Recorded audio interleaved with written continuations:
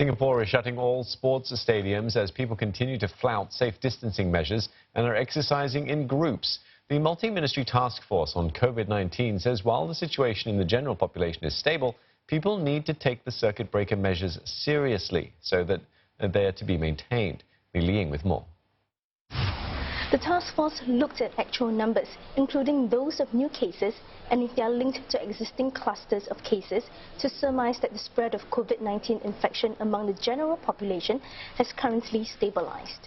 We have to bear in mind that it takes a while sometimes for investigations to complete, for contact tracing to complete, and when that occurs, unlinked cases may become linked cases, but we do want to make sure that we have an understanding of how infection spreads, and therefore those investigations continue. If we are effective in ring fencing all close contacts arising from a particular person who gets infected, then we ask ourselves, when new cases occur, is it within the cordon we've drawn around, or are there other people outside that cordon? That gives us a sense whether we've successfully ring-fenced and contained this.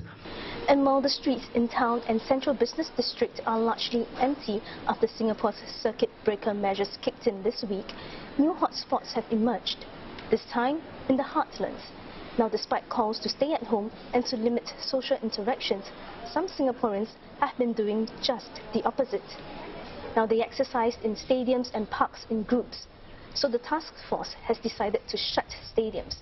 Now, it could also limit access to other problematic areas if Singaporeans continue to disregard the rules. I can't close a park, but what we can do is, and we will do, is control access where it's feasible. So in some of the parks, we will be very strictly controlling access. If the numbers build up, then we will stop people from entering the park altogether.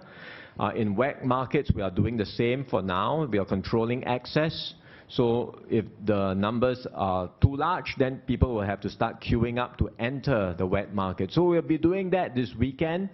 But as I said, we'll monitor, and if need be, we may well have to put in more stringent measures. About 2,500 enforcement officers are going out to ensure that people comply with the rules. Now, more than 10,000 advisories have been issued over the past 2 days.